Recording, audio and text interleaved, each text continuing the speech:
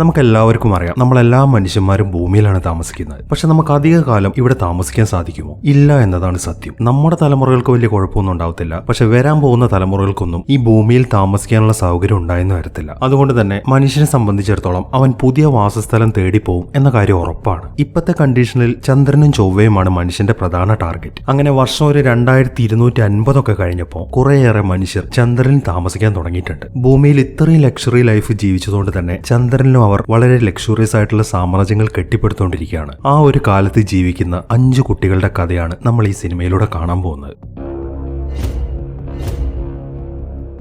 വർഷം 2257. കുറേയേറെ മനുഷ്യർ ചന്ദ്രനിൽ താമസം തുടങ്ങിയിട്ടുണ്ട്. ലൂണാർ മൈനിങ് കോളനി എന്നു പേരുള്ള ഒരു ബേസ് അവരവിടെ ഉണ്ടാക്കിയെടുത്തിട്ടുണ്ട്. അണ്ടർഗ്രൗണ്ടിലാണ് സംഭവം. അവിടെയാണ് ഇപ്പോൾ എല്ലാവരും താമസിച്ചുകൊണ്ടിരിക്കുന്നത്. ഭൂമിയിലെ പോലെ തന്നെ പലതരത്തിലുള്ള ലക്ഷറീസ് ആയിട്ടുള്ള ബിൽഡിങ്ങുകളും കാര്യങ്ങളൊക്കെ അവരവിടെ കെട്ടിപ്പടുത്തുകൊണ്ടിരിക്കുകയായിരുന്നു. പക്ഷെ ചന്ദ്രനിൽ ജീവിക്കുക എന്ന് പറയുന്നത് കുറേയേറെ റിസ്ക് ഉള്ള കാര്യമാണ്. അതുകൊണ്ട് തന്നെ മനുഷ്യന്റെ സ്വഭാവം വെച്ചിട്ട് പറ്റിയൊരു ഗ്രഹം കണ്ടെത്തി കഴിഞ്ഞാൽ അത് എത്ര ദൂരെയാണെങ്കിലും അവർ ഉറപ്പായിട്ട് അങ്ങോട്ട് പോകാൻ തയ്യാറാവും. അത് തന്നെയാണ് ഇവിടെയും സംഭവിച്ചത്. ഒമേഗ എന്നു പേരുള്ള ഒരു ഗ്രഹം അവർ കണ്ടെത്തിയിട്ടുണ്ട്. അവിടേക്കാണ് മനുഷ്യൻ ഇനി കുടിയേറാൻ പോകുന്നത്. ചന്ദ്രനിൽ നിന്നും ഏകദേശം 75 വർഷത്തെ യാത്രയുണ്ട് ഒമേഗ എന്നു പേരുള്ള ആ ഗ്രഹത്തിലെത്താൻ വേണ്ടിയിട്ട്. അങ്ങോട്ട് പോകാൻ വേണ്ടി ഒരുപാട് ഇന്ധനം ആവശ്യമാണ്. അതിനു വേണ്ടിയിട്ടുള്ള കാര്യങ്ങളൊക്കെ കുഴിച്ചെടുക്കുന്നത് ഈ ചന്ദ്രനിൽ വെച്ചിട്ടാണ്. ഇവിടെ താമസിക്കുന്നവർക്ക് ചില നിയമങ്ങളൊക്കെ ബാധകമാണ്. അതായത് അവിടെ ജീവിക്കുന്ന ആൾ 18 വയസ്സ് കഴിഞ്ഞവനാണെന്നുണ്ടെങ്കിൽ 20 വർഷം ആ മൈനിങ്ങിൽ ജോലി ചെയ്യണം. അങ്ങനെ 20 വർഷം സക്സസ്ഫുൾ ആയിട്ട് കംപ്ലീറ്റ് ചെയ്യുകയാണെന്നുണ്ടെങ്കിൽ അവനും അവന്റെ ഫാമിലിക്കും ഒമേഗ എന്ന് പറയുന്ന ഗ്രഹത്തിലേക്ക് പോകാൻ സാധിക്കും. നല്ല അടിപൊളി ഓഫറൊക്കെ തന്നെയാണ്. പക്ഷെ ഇവിടെ വേറെ ചില പ്രശ്നങ്ങളുണ്ട്. ആ മൈനിങ്ങിനിടയിൽ ജോലി ചെയ്യുന്ന ആള് മരിച്ചു പോവാണെന്നുണ്ടെങ്കിൽ അയാളുടെ മകനോ മകൾക്കോ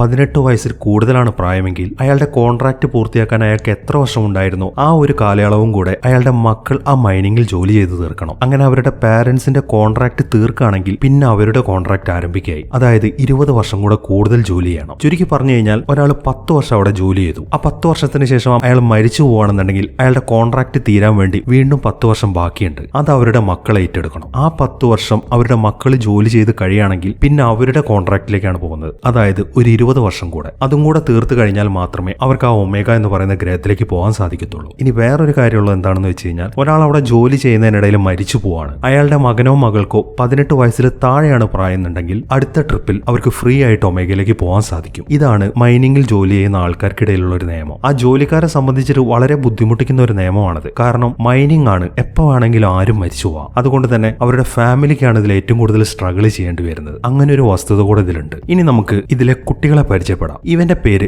കാലിബ് എന്നാണ്. ഇവൻ ഇതുവരെയായിട്ടും 18 വയസ്സായിട്ടില്ല. ഇവന്റെ അമ്മ 7 വർഷങ്ങൾക്ക് മുമ്പ് മരിച്ചു പോയതാണ്. ഇപ്പൊ ഇവന്റെ അച്ഛനും മരിച്ചു. അച്ഛൻ അവിടുത്തെ മൈനിങ്ങിലായിരുന്നു ജോലി ചെയ്യുന്നത്. ഇവന് 18 വയസ്സാവുന്നതിന് മുമ്പേ മരിച്ചതുകൊണ്ട് ഇവനിപ്പോ ഫ്രീ ആയിട്ട് ഒമേഗയിലേക്ക് പോകാനുള്ള സാങ്ഷൻ കിട്ടിയിട്ടുണ്ട്. അതായത് 3 ദിവസത്തിനുള്ളിൽ ചന്ദ്രനിൽ നിന്നൊരു റോക്കറ്റ് പുറപ്പെടും. അതിലാണ് ഇവൻ പോവേണ്ടത്. ഞാൻ നേരത്തെ പറഞ്ഞല്ലോ 75 വർഷത്തെ യാത്രയുണ്ട്. അതുകൊണ്ട് തന്നെ യാത്രയിലുടനീളം അവൻ ക്രയോ സ്ലീപ്പിലായിരിക്കും. ക്രയോ സ്ലീപ്പ് എന്താണെന്ന് എല്ലാവർക്കും അറിയാമല്ലോ. ഒരു പോഡാണ്. ഈ യാത്ര തീരുന്നത് വരെ അതിനകത്ത് കയറി കിടന്ന് ഉറങ്ങണം. പിന്നെ 75 വർഷം കഴിഞ്ഞിട്ടായിരിക്കും അവൻ എഴുന്നേൽക്കാൻ പോകുന്നത്. ഒരു പ്രത്യേകത എന്താണെന്ന് വെച്ച് കഴിഞ്ഞാൽ അവൻ യാത്ര തുടങ്ങുമ്പോൾ അവൻ എത്ര പ്രായം ഉണ്ടായിരുന്നോ അതേ പ്രായം തന്നെയായിരിക്കും ആ യാത്ര കഴിഞ്ഞാലും. അതാണ് ക്രയോ സ്ലീപ്പിന്റെ പ്രത്യേകത. ഈ കാര്യങ്ങളൊക്കെയാണ് അവനോട് അവിടുത്തെ ഒരു ലേഡി പറഞ്ഞു കൊടുത്തുകൊണ്ടിരിക്കുന്നത്. പക്ഷെ അവനെ സംബന്ധിച്ചിട്ട് അവൻ ഇപ്പോൾ ഒമേഗയിലേക്ക് പോകാൻ പ്രിപ്പയർ ആയിട്ടില്ല. കാരണം 2 മാസത്തിന് ശേഷമാണ് അങ്ങോട്ടൊരു ട്രിപ്പ് ഉള്ളത് എന്നായിരുന്നു ഇവൻ അറിയാൻ സാധിച്ചിട്ടുണ്ടായിരുന്നത്. പക്ഷെ അവരിതിപ്പോ കുറച്ചുകൂടെ നേരത്തെ ആക്കി 3 ദിവസത്തിനുള്ളിൽ പോകണം. അതാണ് ഇപ്പോൾ അവന് പ്രശ്നം പറ്റിയിരിക്കുന്നത്. അവന് പോകാൻ താല്പര്യമില്ലാത്തതിന്റെ കാരണം അവന് വേറെ 3 ഫ്രണ്ട്സ് ഉണ്ട്. അവർ ഈ മൈനിങ്ങിലാണ് ജീവിക്കുന്നത്. ഈ ജീവിത കാലയളവിൽ അവരെന്തായാലും ഒമേഗയിലേക്ക് വരാൻ പോകുന്നില്ല. ഒന്ന് അവരെ പിരിയേണ്ട പ്രശ്നമുണ്ട്.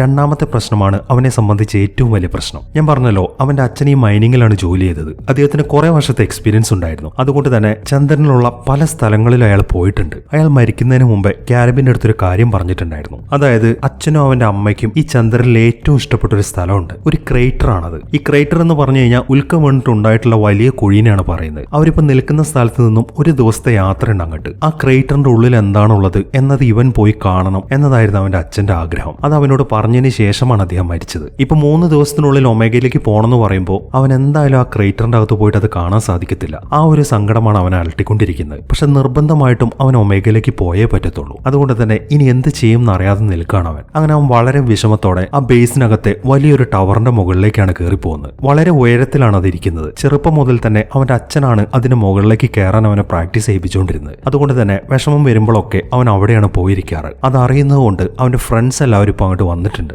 ആദ്യം വരുന്നത് ഡിലാൻ ആണ്. ഇവരുടെ കൂട്ടത്തിൽ കാലിബിന് വളരെ അറ്റാച്ച്മെന്റ് ഉള്ളത് ഈ ഡിലാന്റെ അടുത്താണ്. ബാക്കിയുള്ള 2 ഫ്രണ്ട്സിന്റെ പേര് മാർക്കസ് എന്നും ബോണി എന്നുമാണ്. ഈ മാർക്കസിന് ചില ഹെൽത്ത് ഇഷ്യൂസ് ഉണ്ട്. അതുകൊണ്ട് തന്നെ പല സമയങ്ങളിലായിട്ട് അവനൊരു ഗുളിക കഴിക്കണം. അവനത് വലിയ കാര്യമൊന്നും ആക്കാറില്ലെങ്കിലും ബോണിയാണ് ഏത് സമയം അവനത് ഓർമ്മിപ്പിക്കാറുള്ളത്. അങ്ങനെ അവരെല്ലാവരും കൂടെ ആ ടവറിന്റെ മുകളിലിരുന്ന് സംസാരിക്കുകയാണ്. അവരെല്ലാവരും വിചാരിച്ചിരുന്നത് 2 മാസം കഴിഞ്ഞിട്ടായിരിക്കും കാലിബ് ഒമേഗയിലേക്ക് പോവാന്നാണ്. പക്ഷെ ഉടനെ പോണമെന്നൊക്കെ പറയുമ്പോൾ അവർക്കും ശരിക്കും വിഷമമായിട്ടുണ്ട്. മാത്രമല്ല അവന്റെ അച്ഛന്റെ ആഗ്രഹം അവൻ ഇതുവരെയായിട്ട് സാധിച്ചു കൊടുക്കാനും പറ്റിയിട്ടില്ല. ഡിലാൻ പറയുന്നത് എന്താണെന്ന് വെച്ച് കഴിഞ്ഞാൽ ഇനി നമുക്ക് 3 ദിവസമില്ലേ, അതിനിടയിൽ എങ്ങനെയെങ്കിലും നമുക്ക് ഇവിടെ നിന്ന് ചാടിയിട്ട് ആ ക്രേറ്ററിലേക്ക് പോകാമെന്നാണ്. പക്ഷെ അത്ര സിമ്പിൾ ആയിട്ട് ആ ബേസിന്റെ അകത്തുനിന്ന് പുറത്തേക്ക് ഇറങ്ങാൻ പറ്റത്തില്ല. ഒന്നാമത് പുറത്തേക്ക് ഇറങ്ങണം എന്നുണ്ടെങ്കിൽ അവർക്കൊരു വണ്ടി വേണം. രണ്ടാമത്തെ കാര്യം ആ വണ്ടിയും കൊണ്ട് അവിടെ നിന്ന് പുറത്തേക്ക് ഇറങ്ങാൻ വേണ്ടിയിട്ട് അവർക്കൊരു പാസ്വേഡ് വേണം. ഇത് രണ്ടും റെഡി ആവുകയാണെന്നുണ്ടെങ്കിൽ അവർക്ക് ഇവിടെ നിന്ന് പോകാൻ പറ്റും. പക്ഷെ അതെങ്ങനെ റെഡിയാക്കും എന്ന് ബാക്കിയുള്ളവർ ചോദിക്കുമ്പോഴാണ് ഡിലാൻ അതിനും ഒരു വഴി പറയുന്നത്. 2 മാസങ്ങൾക്ക് മുമ്പേ ഭൂമിയിൽ നിന്ന് ഒരു കുട്ടി കൂടെ അങ്ങോട്ട് വന്നിട്ടുണ്ട്. ഒരു പെൺകുട്ടിയാണത്. അവളുടെ അച്ഛൻ ഈ ബേസിൽ അറിയപ്പെടുന്ന ഒരു സയന്റിസ്റ്റ് ആണ്. അതുകൊണ്ട് തന്നെ അവർക്ക് പോകാനുള്ള ആ വണ്ടി ഓണാക്കുന്ന കോഡും പുറത്തേക്ക് ഇറങ്ങേണ്ട പാസ്വേഡും അയാളുടെ കയ്യിലുണ്ടാവും. അവളുമായിട്ടൊന്ന് മുട്ടുകയാണെന്നുണ്ടെങ്കിൽ നമുക്ക് എങ്ങനെയെങ്കിലും അവളെ പറഞ്ഞ് കൺവിൻസ് ചെയ്തിട്ട് ആ കോഡ് ഒപ്പിക്കാം. പക്ഷെ ഇതുവരെയായിട്ടും അവരവളെ പരിചയപ്പെട്ടിട്ടില്ല.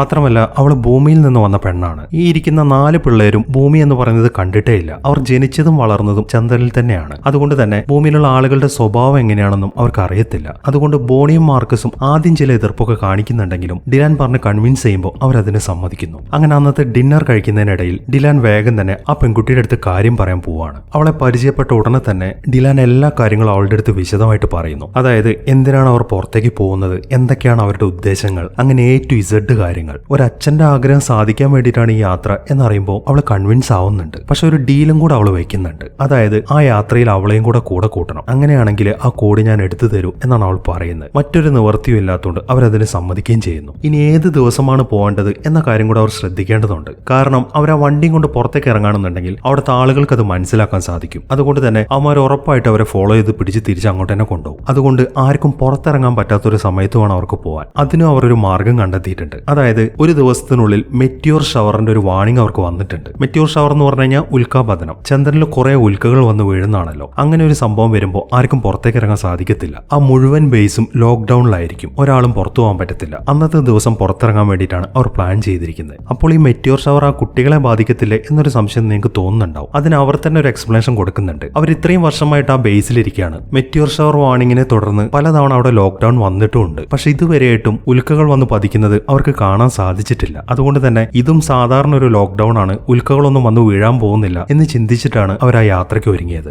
അങ്ങനെ ആ ദിവസം അവർ വേഗം തന്നെ അവർക്ക് പോകേണ്ട വണ്ടി കണ്ടെത്തി. കാലിബ് ഇപ്പോൾ വളരെ എക്സൈറ്റഡ് ആയിട്ട് നിൽക്കുകയാണ്. ഇനി ചുരുങ്ങിയ സമയത്തിനുള്ളിൽ അവന്റെ അച്ഛന്റെ ഏറ്റവും വലിയ ആഗ്രഹം അവന് സാധിച്ചു കൊടുക്കാൻ പറ്റും. ഇനി അവന്റെ കയ്യിൽ അവന്റെ അച്ഛൻ്റെതായിട്ട് അവശേഷിക്കുന്നത് അച്ഛന്റെ ചിതാഭസ്മം അടങ്ങിയ ഒരു കുപ്പിയാണ്. ഇടയ്ക്കിടയ്ക്ക് അവൻ അതൊക്കെ എടുത്ത് നോക്കുന്നുണ്ട്. അങ്ങനെ കാര്യങ്ങളൊക്കെ സെറ്റാക്കി അവർ 5 പേരും കൂടെ ആ റോവറുമായിട്ട് ചന്ദ്രന്റെ ഉപരിതലത്തിലേക്ക് ഇറങ്ങുകയാണ്. ബേസ് മൊത്തം ലോക്ക്ഡൌൺ ആയതുകൊണ്ട് തന്നെ ആരെങ്കിലുമൊക്കെ അവരുടെ പുറകെ വരും എന്ന കാര്യം അവർക്ക് പേടിക്കേണ്ടതില്ല. അങ്ങനെ വളരെ സന്തോഷത്തോടെ അവരുടെ യാത്ര തുടർന്നുകൊണ്ടിരിക്കുകയാണ്. കാലിബിന് പോകാനുള്ള ആ റോക്കറ്റ് ഒക്കെ അവിടെ റെഡി ആയിട്ടിരിക്കുന്നവർക്ക് കാണാൻ സാധിക്കുന്നുണ്ട്. അതൊക്കെ നോക്കിക്കൊണ്ടാണ് അവർ മുന്നോട്ട് പോയിക്കൊണ്ടിരിക്കുന്നത്. അതിനിടയിൽ അവർ പല ബിൽഡിങ്ങുകളും കാണുന്നുണ്ട്. അതെല്ലാം പകുതി പണി പൂർത്തിയായിട്ടുള്ള രീതിയിലാണ് ഇരിക്കുന്നത്. അതിന്റെ കാരണം മറ്റൊന്നുമല്ല, അതിന്റെയൊക്കെ പണി നടന്നുകൊണ്ടിരിക്കുമ്പോഴാണ് അവർ ഈ ഒമേഗ എന്ന് പറയുന്ന ഗ്രഹം കണ്ടെത്തിയത്. അവരങ്ങോട്ട് മാറാനും തീരുമാനിച്ചു. ഇനി ഈ ഇൻഫ്രാസ്ട്രക്ചർ ഒക്കെ ചന്ദ്രനിൽ പണിതിട്ട് കാര്യമില്ല എന്നതുകൊണ്ടാണ് അവരിപ്പോൾ പണിയൊക്കെ സ്റ്റോപ്പ് ചെയ്തിരിക്കുന്നത്. അതൊക്കെ വളരെ കൗതുകത്തോടെ നോക്കിക്കൊണ്ടാണ് അവർ മുന്നോട്ട് പോയിക്കൊണ്ടിരിക്കുന്നത്. ഈ യാത്രയിലാണ് ആഡിസൺ അവരൊന്ന് ശരിക്കും പരിചയപ്പെടുന്നത്. അവൾ ഭൂമിയിൽ നിന്ന് വന്നതായതുകൊണ്ട് തന്നെ എങ്ങനെയാണ് ഭൂമിയിലെ കാര്യങ്ങൾ എന്നൊക്കെയാണ് അവർ കൗതുകത്തോടെ ചോദിക്കുന്നത്. അവൾ ഭൂമിയിലെ കാര്യങ്ങളൊക്കെ വളരെ വിശദമായിട്ട് തന്നെ അവർക്ക് പറഞ്ഞു കൊടുക്കുന്നുണ്ട്. അതായത് ഭൂമിയിൽ മഴ പെയ്യും, അവിടെ മരങ്ങളുണ്ട്, സമ്മർ ആവുമ്പോഴേക്കും ഇലകളുടെയൊക്കെ കളറ് മാറും, അതൊക്കെ പൊഴിഞ്ഞു വീഴാൻ തുടങ്ങും. അങ്ങനെ ഭംഗിയുള്ള പല കാഴ്ചകളെ കുറിച്ചിട്ടും അവൾ അവരോട് പറയുന്നുണ്ട്. പക്ഷെ അവരതൊന്നും നേരിട്ട് കണ്ടിട്ടില്ലാത്തതുകൊണ്ട് തന്നെ അതൊക്കെ ഇമാജിൻ ചെയ്യാൻ മാത്രമല്ല അവരെ കൊണ്ട് സാധിക്കത്തുള്ളൂ. അങ്ങനെ അവർ അവരുടെ പ്രശ്നങ്ങളൊക്കെ ആഡിസന്റെ അടുത്ത് പറയാൻ തുടങ്ങി. ഞാൻ നേരത്തെ പറഞ്ഞല്ലോ, കാലിബിനൊഴിച്ച് വേറെ ആർക്കും തന്നെ ഒമേഗയിലേക്ക് പോകാൻ സാധിക്കത്തില്ല. ഡിലാന്റെ കാര്യമാണെന്നുണ്ടെങ്കിൽ അവന്റെ അച്ഛൻ ആ മൈനിങ്ങിൽ ജോലി ചെയ്യാൻ തുടങ്ങിയപ്പോൾ തന്നെ അവന്റെ അച്ഛന്റെ ഒരു 6 വർഷം കൂടെ അയാളുടെ എഗ്രിമെന്റിൽ ഉണ്ടായിരുന്നു. അതായത് ആ 6 വർഷം കംപ്ലീറ്റ് ആയാലേ അയാളുടെ ബാക്കിയുള്ള 20 വർഷത്തിലേക്ക് അയാൾക്ക് പ്രവേശിക്കാൻ സാധിക്കത്തുള്ളൂ. അങ്ങനെ ആ 26 വർഷങ്ങൾ കൂടെ കംപ്ലീറ്റ് ആകുമ്പോഴേക്കും ഡിലാനും മൈനിങ്ങിൽ ജോലി ചെയ്യാൻ തുടങ്ങിയിട്ടുണ്ടാവും. അവന്റെ ജോലി അവൻ കംപ്ലീറ്റ് ചെയ്യുമ്പോഴേക്കും അവനും പ്രായമായിട്ടുണ്ടാവും. പിന്നീട് അവന് പോകാൻ പറ്റുമെന്നൊക്കെ പറയുന്നത് അവന്റെ ഭാഗ്യം പോലെ ഇരിക്കും. ഇതുപോലെ തന്നെയാണ് ബാക്കിയുള്ളവരുടെയും പ്രശ്നം. ആ മൈനിങ്ങിൽ ഈ ഒരു നിയമം ഉള്ളിടത്തോളം കാലം 20 വർഷം മാത്രം കംപ്ലീറ്റ് ചെയ്തിട്ട് ആരെങ്കിലുമൊക്കെ ഒമേഗയിലേക്ക് പോവാന്ന് പറയുന്നത് നടക്കുന്ന കാര്യമല്ല. അതുകൊണ്ടാണ് അതുകൊണ്ട് ആ നിയമമൊക്കെ ബ്രേക്ക് ചെയ്യുകയാണെന്നുണ്ടെങ്കിൽ എന്തെങ്കിലുമൊക്കെ നടക്കും എന്നൊക്കെയാണ് ആ കുട്ടികളുടെ അഭിപ്രായം. ഇനി ആഡിസന്റെ കാര്യത്തിൽ ഒരു പ്രശ്നമുണ്ട്. ഇവളുടെ അച്ഛനും അമ്മയും ഇപ്പോൾ ഡിവോഴ്സ് ആയിരിക്കുകയാണ്. ഇവക്കൊരു ബ്രദറും കൂടെ ഉണ്ട്. ഇവളുടെ അമ്മയ്ക്ക് മാത്രമാണ് ഒമേഗയിലേക്ക് പോകാനുള്ള ചാൻസ് കിട്ടിയത്.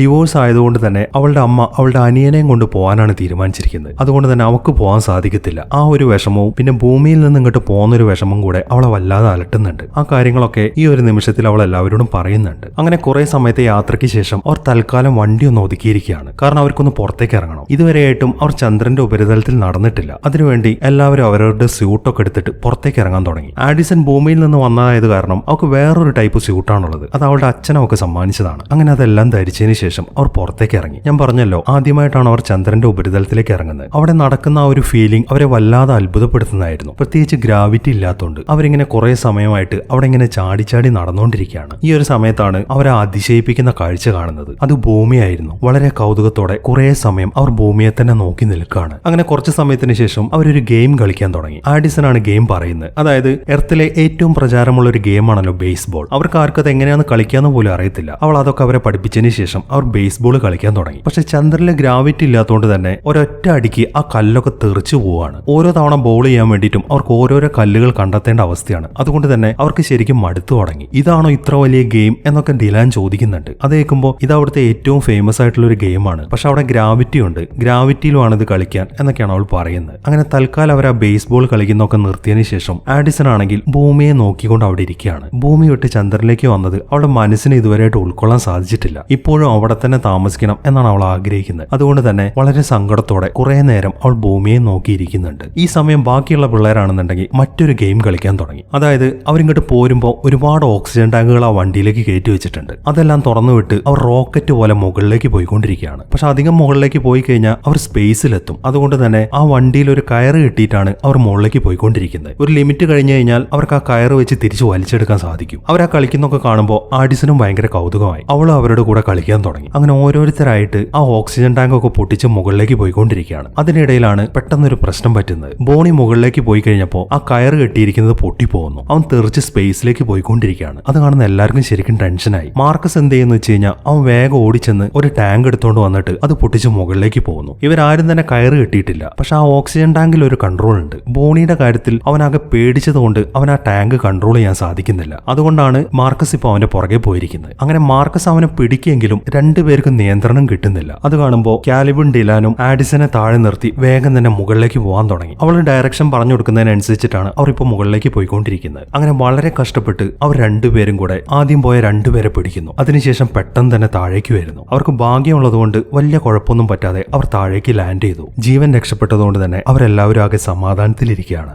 ഈ സമയത്താണ് അവർക്ക് മറ്റൊരു പ്രശ്നം വരുന്നത്. ഇപ്പൊ ഇത്രയും ഓക്സിജൻ ടാങ്ക് അവർ ഉപയോഗിച്ചു കഴിഞ്ഞു. അതുകൊണ്ട് തന്നെ ബാക്കപ്പ് ആയിട്ട് വേറെ ഓക്സിജൻ ടാങ്ക് ഒന്നും അവരുടെ കയ്യിലില്ല. നമുക്ക് എത്രയും പെട്ടെന്ന് തന്നെ തിരിച്ചു പോകുന്നതായിരിക്കും നല്ലത് എന്നാണ് ആഡിസൺ പറയുന്നത്. അത് കേൾക്കുന്ന കാലിബ് സംസാരിക്കാൻ തുടങ്ങി. തിരിച്ചു പോകാൻ വരട്ടെ, ഓക്സിജൻ ടാങ്ക് സംഘടിപ്പിക്കാൻ മറ്റൊരു വഴിയുണ്ട്. എന്റെ അച്ഛൻ പറഞ്ഞൊരു കാര്യം എനിക്കറിയാം. ചന്ദ്രനകത്ത് മറ്റൊരു ബേസും കൂടെ ഉണ്ട്. ഈ മൈനിങ്ങിനകത്ത് ജോലി ചെയ്യുമ്പോൾ ഓക്സിജനും ഫുഡ് സപ്ലൈ ഒക്കെ തീർന്നു കഴിഞ്ഞാൽ ആ ബേസിൽ നിന്നാണ് അവർ വേണ്ട സാധനങ്ങളൊക്കെ എടുക്കുന്നത്. ഈ ഒരു സമയത്ത് അവിടെ ആരും കാണത്തില്ല. നമുക്ക് ഇപ്പൊ അങ്ങോട്ട് ചെല്ലുകയാണെന്നുണ്ടെങ്കിൽ നമുക്ക് വേണ്ട ടാങ്കും മറ്റു കാര്യങ്ങളൊക്കെ അവിടെ നിന്ന് കിട്ടും എന്നാണ് അവൻ പറയുന്നത്. അത് നല്ലൊരു ഐഡിയ ആണ് എന്ന് എല്ലാവർക്കും മനസ്സിലായി. അതുകൊണ്ട് തന്നെ എല്ലാവരും വളരെ പെട്ടെന്ന് തന്നെ ആ വണ്ടിക്കകത്തേക്ക് കയറി ആ ബേസിലേക്ക് യാത്രയായി. കുറച്ച് സമയത്തെ യാത്രയ്ക്ക് ശേഷം അവർ ആ ബേസിന്റെ മുന്നിൽ എത്തുകയും ചെയ്യുന്നു. അങ്ങനെ അവരെല്ലാവരും കൂടെ ആ ബേസിന്റെ അകത്തേക്ക് നടക്കാൻ തുടങ്ങി. അതിനകത്ത് ഇപ്പോൾ വെളിച്ചമൊന്നുമില്ല. അതുകൊണ്ട് തന്നെ പേടിച്ചിട്ടാണ് അവർ നടന്നുകൊണ്ടിരിക്കുന്നത്. അതിനകത്ത് ലൈറ്റ് വരുമ്പോഴാണ് ആ അത്ഭുതപ്പെടുന്ന കാഴ്ച അവർ കാണുന്നത്. അവർ പ്രതീക്ഷിച്ച പോലെ അത് ജോലിക്കാർക്ക് ഭക്ഷണമൊന്നും കൊടുക്കുന്ന സ്ഥലമല്ല. അതൊരു മോഡൽ ഹൗസ് ആണ്. അതായത് ഭാവിയിൽ ഇവിടെ എങ്ങനെയുള്ള താമസ സ്ഥലങ്ങളാണ് പണിയുന്നത് എന്നതിനുള്ള ഒരു മോഡൽ. ഭൂമിയിലെ പോലെ തന്നെ വളരെ ലക്ഷറിയസ് ആയിട്ടുള്ള ഒരു വീടായിരുന്നു അത്. അതുകൊണ്ട് ആഡിസിന് വലിയ കൗതുകമൊന്നും തോന്നുന്നില്ല. പക്ഷെ ബാക്കിയുള്ളവരെ സംബന്ധിച്ചിട്ട് അത് അത്ഭുതപ്പെടുന്ന ഒരു കാഴ്ചയായിരുന്നു. ആദ്യമായിട്ടാണ് അവർ അതുപോലത്തെ ഒരു വീട് കാണുന്നത്. അത് ശരിക്കും അവർ യൂട്ടിലൈസ് ചെയ്യുകയും ചെയ്യുന്നുണ്ട്. അവർ പെട്ടെന്ന് തന്നെ അവരുടെ സ്യൂട്ടൊക്കെ മാറ്റി നല്ല നല്ല ഡ്രസ്സൊക്കെ എടുത്തിട്ട് അവിടെ കൂടുതൽ സമയം ചെലവഴിക്കാൻ തുടങ്ങി. മാത്രമല്ല അവർക്ക് വേണ്ട ഓക്സിജൻ ടാങ്കുകളും അതുപോലെ ഭക്ഷണവും അവർ കണ്ടെത്തുന്നുണ്ട്. നല്ല അടിപൊളിയായിട്ട് ഭക്ഷണമൊക്കെ കഴിച്ചിട്ട് ഓരോരോ കാര്യങ്ങളൊക്കെ പറഞ്ഞുകൊണ്ട് അവരവിടെ റെസ്റ്റ് ചെയ്തുകൊണ്ടിരിക്കുകയാണ്. ഈ സമയത്താണ് ബോണിയുടെ കൈ തട്ടി അറിയാതെ അവിടുത്തെ ഒരു റേഡിയോ ഓൺ ആവുന്നത്. അവിടെ മൊത്തത്തിൽ പാട്ട് കേൾക്കാൻ തുടങ്ങി. അതൊക്കെ വളരെ അത്ഭുതത്തോടെയാണ് അവർ നോക്കി കാണുന്നത്. പക്ഷെ കാലിബിന് മാത്രം ശരിക്കും ദേഷ്യമാണ് വരുന്നത്. അവൻ അവരോട് സംസാരിക്കാൻ തുടങ്ങി. ഈ ഒരു ഫെസിലിറ്റി കണ്ടിട്ട് നിങ്ങൾക്ക് എന്താണ് തോന്നുന്നത്? ഇങ്ങനെയുള്ള വീടുകൾ പണിത് കൊടുക്കാമെന്ന് പ്രോമിസ് ചെയ്തിട്ടാണ് ഓരോരോ ആളുകളെ ഇവിടെ മൈനിങ് ജോലിക്ക് വേണ്ടി കൊണ്ടിരുന്നത്. പക്ഷെ എന്നെങ്കിലും ഈ ഗവൺമെന്റ് ഈ പ്രോമിസ് ഒക്കെ പാലിക്കുന്നുണ്ടോ? അവർ ഓരോരോ തവണ ഓരോരോ നിയമങ്ങളാണ് ഉണ്ടാക്കിക്കൊണ്ടിരിക്കുന്നത്. ഒരു ചെറിയ പ്രതിഷേധത്തിന്റെ ഭാഗമായിട്ടെങ്കിലും നമുക്ക് ഈ വീട് വീട് നശിപ്പിച്ചേക്കാം എന്ന് പറഞ്ഞ് അവൻ അവിടെയുള്ള സാധനങ്ങളൊക്കെ തല്ലി പൊട്ടിക്കാൻ തുടങ്ങി. അത് കാണുമ്പോൾ ബാക്കിയുള്ളവർ അവന്റെ കൂടെ കൂടുന്നുണ്ട്. അങ്ങനെ അവരെല്ലാവരും കൂടെ ചേർന്ന് ആ വീട് മൊത്തം പൊളിച്ചെടുക്കുകയാണ്. അവിടെയുള്ള മുഴുവൻ സാധനങ്ങളും തല്ലിപ്പൊളിച്ചതിന് ശേഷമാണ് അവർ വിശ്രമിക്കുന്നത്. അങ്ങനെ ആ സാഹസങ്ങളൊക്കെ കഴിഞ്ഞതിന് ശേഷം കുറെ സമയം അവരവിടെ റെസ്റ്റ് എടുക്കുന്നു. അതിനുശേഷമാണ് ആ ക്രേറ്ററിലേക്കുള്ള അവരുടെ യാത്ര ആരംഭിക്കുന്നത്. പക്ഷെ കുറച്ച് സമയം മുന്നോട്ട് പോയി കഴിയുമ്പോഴാണ് അവരുടെ വണ്ടിക്ക് ഒരു പ്രോബ്ലം വരുന്നത്. ആ വണ്ടി ഒരു പഴയ മോഡലാണ്, ബാറ്ററിയിലാണ് അത് പ്രവർത്തിക്കുന്നത്. ഇപ്പൊ അതിന്റെ ചാർജൊക്കെ തീർന്നിരിക്കുകയാണ്. അതുകൊണ്ട് തന്നെ അവർക്ക് മുന്നോട്ട് പോകാൻ സാധിക്കുന്നില്ല. ഇനി എന്ത് ചെയ്യുമെന്ന് അറിയാതെ നിൽക്കുമ്പോഴാണ്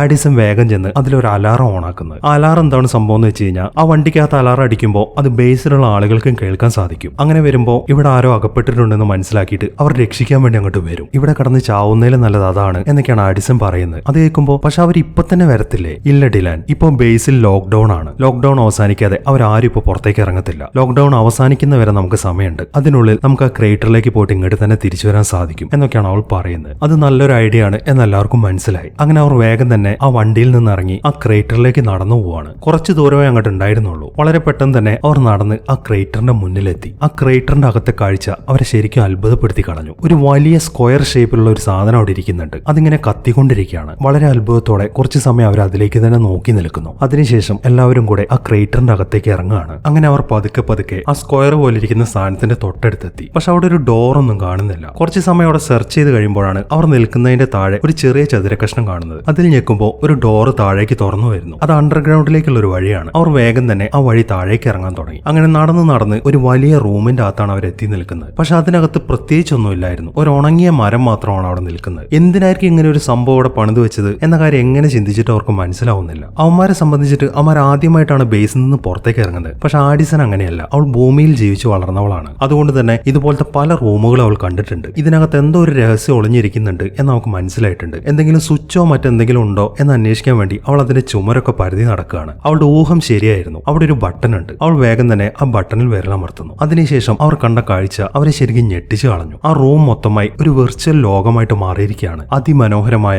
ഭൂമിയിലെ ഒരു കാടാണ് അവർ കാണുന്നത്. അതിന്റെ ഉള്ളിലാണ് അവരിപ്പോൾ നിൽക്കുന്നത്. ശരിക്കും ഭൂമിയിൽ ഒരു കാട്ടിന്റെ അകത്ത് നിൽക്കുന്ന ഒരു ഫീലാണ് അവർക്ക് കിട്ടുന്നത്. അവർ നിൽക്കുന്നതിന് താഴെ കൂടെ ചെറിയ രീതിയിൽ വെള്ളമൊക്കെ ഒഴുകുന്നുണ്ട്. വളരെ കൗതുകത്തോടെ അതൊക്കെ നോക്കിക്കൊണ്ട് നിൽക്കുകയാണ് എല്ലാവരും. ഈ സമയത്താണ് കാലിബ് ഒരു കാര്യം ശ്രദ്ധിക്കുന്നത്. അവൻ പതുക്കെ ആ വെള്ളത്തിലേക്ക് നടക്കാൻ തുടങ്ങി. അവൻ ആ വെള്ളത്തിലേക്ക് ഇറങ്ങിയ ഉടനെ തന്നെ ആ വെർച്വൽ പ്രൊജക്ടർ മൊത്തം ഓഫായി പോകുന്നു. ആ റൂം ഇപ്പോൾ വീണ്ടും പഴയ രീതിയിലേക്ക് തന്നെ വന്നിരിക്കുകയാണ്. കാലിബ് നോക്കുമ്പോൾ ആ ഭാഗത്ത് ഒരു ചെറിയ സ്റ്റാർ മാർക്ക് ചെയ്ത് വെച്ചിട്ടുണ്ട്. ഈ സെയിം സ്റ്റാർ തന്നെ അവന്റെ അച്ഛൻ കാണിച്ചു കൊടുത്ത ആ മാപ്പിലും ഉണ്ടായിരുന്നു. അവൻ പതുക്കെ ആ പാളി എടുത്ത് മാറ്റി നോക്കുന്നു. അതിനകത്തുണ്ടായിരുന്നത് അവന്റെ അച്ഛന്റെ അമ്മയുടെ ഒരു ഫോട്ടോയാണ്. മാത്രമല്ല അവന്റെ അമ്മയുടെ ചിതാഭസ്മം അതിനകത്ത് വെച്ചിട്ടുണ്ട്. അവൻ വേഗം തന്നെ ആ ഫോട്ടോ കയ്യിലെടുക്കുന്നു. അതിനുശേഷം അവന്റെ കയ്യിലിരിക്കുന്ന അവന്റെ അച്ഛന്റെ ചിതാഭസ്മം എടുത്ത് അവന്റെ അമ്മയുടെ ചിതാഭസ്മത്തിന്റെ കൂടെ വെക്കുന്നു. ഫോട്ടോ മാത്രം അവനെടുത്ത് പോക്കറ്റിലിടുകയും ചെയ്യുന്നു. ഇതിൽ നിന്നൊക്കെ ആ ചിതാഭസ്മം അവിടെ വെക്കാൻ വേണ്ടിയിട്ടാണ് അവന്റെ അച്ഛൻ അവനോട് അങ്ങോട്ട് വരാൻ പറഞ്ഞത് എന്ന് അവന് മനസ്സിലായി. മാത്രമല്ല മറ്റൊരു കാര്യം കൂടെ അവൻ തിരിച്ചറിയാണ്. അവന്റെ അച്ഛൻ ആക്സിഡന്റിൽ മരിച്ചതല്ല, അവന്റെ അച്ഛൻ ആത്മഹത്യ ചെയ്തതാണ്. അത് മറ്റൊന്നും കൊണ്ടല്ല, മൈനിൽ ജോലി ചെയ്യുന്നതുകൊണ്ട് എപ്പോ വേണമെങ്കിലും മരണം സംഭവിക്കാം. തന്റെ മകന് 18 വയസ്സായതിനു ശേഷമാണ് മരണം സംഭവിക്കുന്നതെങ്കിൽ തന്റെ ബാക്കി ജോലിയും കൂടെ അവന് ചെയ്യേണ്ടി വരും. പക്ഷെ അവന് 18 വയസ്സാവുന്നതിന് മുമ്പ് അയാൾ മരിക്കുകയാണെങ്കിൽ അവൻ ഈ മൈനിൽ കിടന്ന് കഷ്ടപ്പെടേണ്ടി വരില്ല. അവന് ഒമേഗയിലേക്ക് പോകാൻ സാധിക്കും. അതുകൊണ്ടാണ് അദ്ദേഹം അങ്ങനെ ചെയ്തത്. വളരെ വിഷമത്തോടെയാണ് അവൻ അത് തിരിച്ചറിയുന്നത്. അവൻ എല്ലാവരോടും സംസാരിക്കാൻ തുടങ്ങി. ഞാൻ ഒമേഗയിലേക്ക് പോകുന്നില്ല, എന്റെ അച്ഛനും അമ്മയും ഇവിടെയല്ലേ കിടക്കുന്നത്, അതുകൊണ്ട് ഞാനും ഇവിടെ തന്നെ ജീവിച്ചു മരിച്ചോളാം എന്നൊക്കെയാണ് അവൻ പറയുന്നത്. പക്ഷെ ഡിലാൻ അതിന് സമ്മതിക്കുന്നില്ല. അവൻ കാലിബിനെ പറഞ്ഞ് കൺവിൻസ് ചെയ്തുകൊണ്ടിരിക്കുകയാണ്. നോക്ക് കാലിബ്, നിനക്ക് ഈ കിട്ടിയിരിക്കുന്ന അവസരം ഒരിക്കലും നീ വേണ്ടാന്ന് വെക്കരുത്. ഞങ്ങൾക്ക് ഒരിക്കലും ഒമേഗയിലേക്ക് പോകാൻ സാധിക്കത്തില്ല, പക്ഷെ നിനക്കത് പറ്റും. അതുകൊണ്ട് ഞങ്ങൾക്ക് വേണ്ടിയിട്ടെങ്കിലും നീ പോകണം എന്നൊക്കെ പറഞ്ഞിട്ടാണ് അവനെ കൺവിൻസ് ചെയ്യാൻ ശ്രമിച്ചുകൊണ്ടിരിക്കുന്നത്. ഈ സമയത്താണ് മറ്റൊരു പ്രശ്നം സംഭവിക്കുന്നത്. മാർക്കസിന് ഒരു അസുഖം ഉണ്ടായിരുന്നു എന്ന കാര്യം ഞാൻ നേരത്തെ പറഞ്ഞായിരുന്നല്ലോ.